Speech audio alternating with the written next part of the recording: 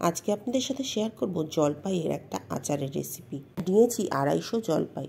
জলপাইগুলোকে আমি ধুয়ে একটা কিচেন টাওয়েল দিয়ে শুকনো করে রেখেছি। এটাকে একবার মেপে নেব, কারণ এই কাপের মাপে আমি এর মধ্যে চিনি যোগ করব।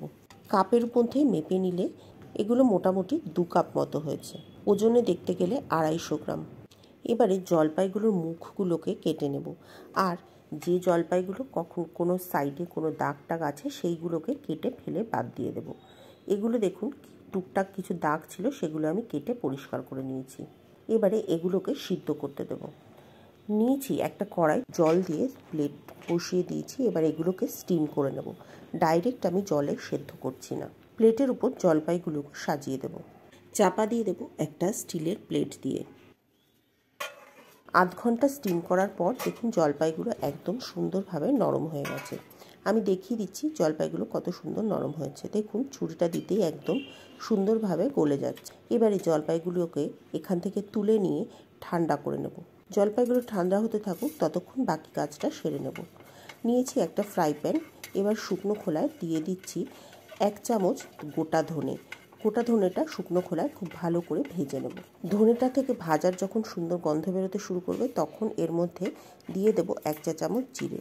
গোটা ধনে আর গোটা জিরে যদি ভাজতে হয় তাহলে কিন্তু একসাথে না ভাজাই ভালো। ধনে ভাজতে একটু সময়টা বেশি লাগে, আর জিরেটা খুব তাড়াতাড়ি ভাজা হয়ে যায়। একসাথে দিলে দুটো কিন্তু ভালোভাবে ভাজা হবে না। ধনে আর জিরেটা ভাজা হয়ে গেলে একটা প্লেটের মধ্যে তুলে রাখছি ঠান্ডা হতে দেওয়ার জন্য।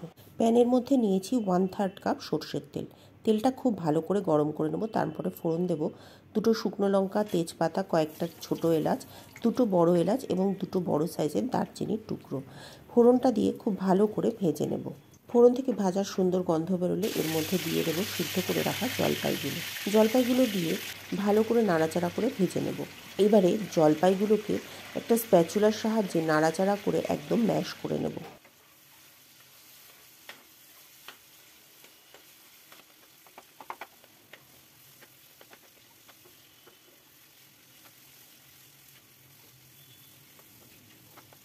দেখুন জলপাইগুলো খুব সুন্দরভাবে ম্যাশ করা হয়ে গেছে। আরও মিনিট খানেক ভেজে নিয়ে এবার এর মধ্যে দিয়ে দেব চিনি।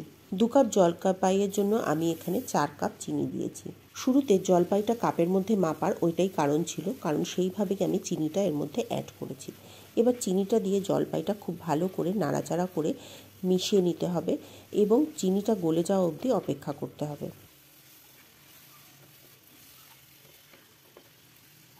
দেখুন চিনিটা বেশ সুন্দরভাবে গলে গেছে। এবারে এর মধ্যে দিয়ে দেব 1 চা চামচ বিট নুন, 1 চা চামচ সাদা নুন। বিট নুন আর সাদা নুনটা দিয়ে জলপাইয়ের মিশ্রণের সাথে খুব ভালো করে মিশিয়ে নিতে হবে। নুন দিয়ে মিনিট খানেক জলপাইটার সাথে মিশিয়ে নিয়ে রান্না করার পর এবার এর মধ্যে যোগ করে দেব ভিনিগার। নিয়েছি 1/3 কাপ ভিনিগার। এবার ভিনিগারটা এই মিশ্রণের মধ্যে দিয়ে দেব। ভিনিগারটা দিয়েও আবার সমস্ত কিছু খুব ভালো করে মিশিয়ে আবারও বেশ কিছুক্ষণ জাল করে নিতে হবে। ভিনিগারটা প্রথমে দেওয়ার পর দেখবেন বিচ্ছিরি একটা গন্ধ বেরোচ্ছে। কিছুক্ষণ জাল করার পর দেখবেন গন্ধটা আস্তে আস্তে চলে যাচ্ছে। এই গন্ধটা চলে যাওয়া অবধি জাল করে নিতে হবে। ভিনিগারের গন্ধটা যখন চলে যাবে তখন এর মধ্যে মিশিয়ে দেবো 8 চা চামচ হলুদ গুঁড়ো, 1 চা চামচ শুকনো লঙ্কার গুঁড়ো আর 1 চা চামচ কাশ্মীরি লঙ্কার গুঁড়ো। গুঁড়ো মশলাগুলো দিয়েও আবারও খুব ভালো করে জাল করে নিতে হবে। এই আচারটা খেতে এতটাই টেস্টি এবং চটপটা হয় যে ভাত, রুটি, পরোটা এই সমস্ত কিছুর সাথে খেতে খুবই ভালো লাগে। মাঝখানে আমি একবার টেস্ট করে দেখে নিয়েছিলাম, আমার একটু ঝাল আর একটু নুনটা কম মনে হয়েছিল। সেই জন্য আমি আরও 8 চামচ শুকনো লঙ্কার গুঁড়ো আর 1 চামচ লবণ এর মধ্যে যোগ করেছি। লবণ আর শুকনো লঙ্কাটা দিয়ে আবারও ভালো করে খুব ভালো করে মিশিয়ে নিয়ে জাল করে নেব। চিনির সাথে জলপাইটা যত ভালো করে জাল হবে ততটাই ভালো মজবে আর এটা তত বেশি দিন ভালো থাকবে। দেখুন জাল করতে করতে জলপাইয়ের রঙটা কতটা পরিবর্তন হয়ে গেছে, একদম কালচে হয়ে এসেছে আর একদম থকথকে হয়ে এসেছে। এই সময় আমি মিশিয়ে দেব ভাজা মশলাটা। যে মশলাটা আমি আগে ভেজে রেখেছিলাম সেটাকে গুঁড়ো করে নিয়েছি। এবার এই গুঁড়ো মশলাটাকে এই আচারের সাথে মিশিয়ে দেব। মিশিয়ে খুব ভালো করে নেড়ে নেব।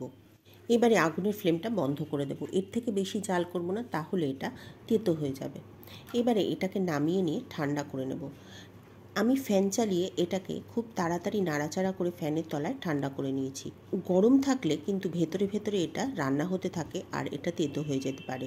এবার একটা বোতলের মধ্যে ভরে রাখবো।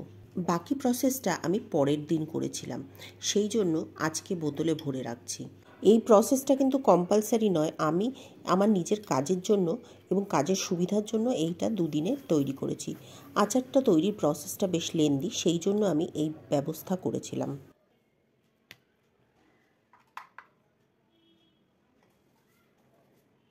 তৈরি করে নেব আরও কিছু মশলা। নিয়েছি 1 চা চামচ 5 ফোড়ন আর 1 চা চামচ সর্ষে। আমি কালো সর্ষে আর সাদা সর্ষে মিশিয়ে নিয়েছি। আপনি যে কোনো একটা ধরনের সর্ষে নিতে পারেন। সমস্তগুলোকে আমি সুন্দরভাবে গুঁড়ো করে নিয়েছি। 1 ইঞ্চি একটা আদার টুকরো আর 5-6 কোয়া রসুন। রসুন আর আদাটাকে খুব ভালো করে বেটে নেব। এবারে আবারও ফ্রাই প্যানের মধ্যে তেল গরম করে নিয়েছি। এই সময় তেলের পরিমাণটা একটু বেশি লাগবে। নিয়েছি 2/3 কাপ সর্ষের তেল। এই তেলের মধ্যে কিছু ফোড়ন এবং কিছু মশলা দিয়ে ভেজে তার মধ্যে আচারটাকে প্রিজার্ভ করব। এই তেলটা যেমন আচারের মধ্যে কিছু ফ্লেভারও অ্যাড করবে, সেরকম এটা প্রিজারভেটিভ হিসেবেও কাজ করবে। তেলটা গরম হয়ে গেলে এর মধ্যে দিয়েছি 3-4টে তেজপাতা এবং 8-10টা শুকনো লঙ্কা। সমস্ত কিছু ভালো করে ভেজে নেব। আগুনের ফ্লেমটা কিন্তু এই সময় কম রাখবেন। সমস্ত কিছু ভেজে নেওয়ার পর এর মধ্যে দিয়ে দেব 1 চা চামচ 5 ফোড়ন। গোটা 5 ফোড়নটা দেওয়ার পর ভাজার সুন্দর গন্ধ বেরোলে এর মধ্যে দিয়ে দেব আরও 4-5টা রসুনের কোয়া, যেটা আমি পাতলা স্লাইস করে কেটে রেখেছি। রসুনগুলো খুব সুন্দর করে ভেজে নেব আর কাঁচা গন্ধটা চলে গেলে পরে এর মধ্যে দিয়ে দেবো আদা রসুন বাটাটা। আমি 1 চা চামচ আদা রসুন বাটা এর মধ্যে দিয়েছি। আবার আদা রসুন বাটাটা দিয়েও খুব ভালো করে ভেজে নেব যতক্ষণ না পর্যন্ত কাঁচা গন্ধটা চলে যাচ্ছে। আদা রসুন বাটার কাঁচা গন্ধটা চলে গেলে 5 ফোড়ন আর সর্ষের গুঁড়োটা এর মধ্যে দিয়ে দেবো। সাথেই দেবো 1 চা চামচ ধনে গুঁড়ো, আরও 1 চা চামচ শুকনো লঙ্কার গুঁড়ো। সমস্ত কিছু দিয়ে একদম লো ফ্লেমে খুব ভালো করে ভেজে নিতে হবে। যারা নতুন রাঁধুনি তারা এই সময় চেষ্টা করবেন আগুনের ফ্লেমটা বন্ধ করে দিতে, তা না হলে মশলাগুলো পুড়ে যেতে পারে। আগুনের ফ্লেমটা বন্ধ করে দিলেও এই মশলাগুলো খুব সুন্দরভাবে ভাজা হয়ে যাবে, তেলটা যেহেতু গরম থাকবে। এই সময় এর মধ্যে দিয়ে দেবো 3/4 কাপ ভিনিগার। ভিনিগারটা দিয়ে ততক্ষণ জাল করে নেব যতক্ষণ না পর্যন্ত ভিনিগারের গন্ধটা একদম চলে যাচ্ছে। ভিনিগারের গন্ধটা চলে গেলে এই মশলাটা রেডি হয়ে যাবে। সর্ষের তেলের মিশ্রণটা গ্যাস থেকে নামিয়ে ঠান্ডা করে নেব। হালকা ঠান্ডা হয়ে যাওয়ার পর এবার আচারের সাথে এটাকে মিশিয়ে নেব। প্রথমে একটা বাটির মধ্যে আমি এই তেলটাকে নিয়ে নিয়েছি। এবারে আচার যেটা আমি আগে বানিয়ে রেখেছিলাম সেটা এর মধ্যে আস্তে আস্তে মিশিয়ে দেব। কিছুটা তেল দিয়েছি, পুরোটা তেল দিইনি। কিছুটা তেল দেওয়ার পর কিছুটা আচার এর মধ্যে দিয়ে দেব। আচারটা দেখতেই পাচ্ছেন কিভাবে জমে গেছে। এই তেলের সাথে মেশালে পরে কিন্তু আস্তে আস্তে আবার এটা ডাইলিউট হয়ে যাবে এবং একটা খুব সুন্দর কনসিস্টেন্সিতে চলে আসবে। আবারও কিছুটা তেল এবং মশলা এই আচারের ওপর দিয়ে দেব। তেলটা দিয়ে এবার ওপর থেকে আরও কিছুটা আচার এর মধ্যে দিয়ে দেব। কিছুটা তেল এবং তার উপর কিছুটা আচার এইভাবে দিয়ে দিয়ে লেয়ারিং করে আস্তে আস্তে এই তেলের সাথে আচারটাকে মিশিয়ে নিতে হবে। আচার এবং তেল মেশানোর সময় কিন্তু কোনো রকমভাবে হাত লাগানো চলবে না, তাহলে আচারে ফাঙ্গাস হয়ে যাবে। আর যে পাত্রটাতে মেশাতে হবে সেই পাত্রটাও যেন একদম পরিষ্কার এবং জল ছাড়া খুব শুকনো পাত্র হয়। আর যে চামচটা দিয়ে মেশাতে হবে সেই চামচটাও যেন কোনোভাবে জল না থাকে। জল থাকলে কিন্তু আচারে ফাঙ্গাস হয়ে যায়। আচারের সাথে তেলটা খুব ভালো করে মেশানো হয়ে গেলে এটাকে ঠান্ডা করে নেব। একদম যখন ভালো করে আচারটা ঠান্ডা হয়ে যাবে তখন এটাকে বয়ামের মধ্যে ভরে রাখতে হবে। আচারটা বানানোর প্রসেস লেন্দি হলেও খেতে হয় খুবই সুস্বাদু। অবশ্যই একদিন বাড়িতে বানিয়ে ট্রাই করবেন। আজকের ভিডিও আপনাদের কেমন লেগেছে কমেন্ট করে অবশ্যই জানাবেন। ভালো লাগলে লাইক করে একটা শেয়ার করে দেবেন। আর চ্যানেলে নতুন হলে চ্যানেলটি সাবস্ক্রাইব করে পাশে থাকা বেল বাটনটি ক্লিক করে দেবেন। আর যদি ফেসবুক পেজ থেকে দেখেন তাহলে পেজটিকে ফলো করে নেবেন। তাহলে আজ এই পর্যন্তই, পরের দিন আবার দেখা হবে নতুন ভিডিওতে।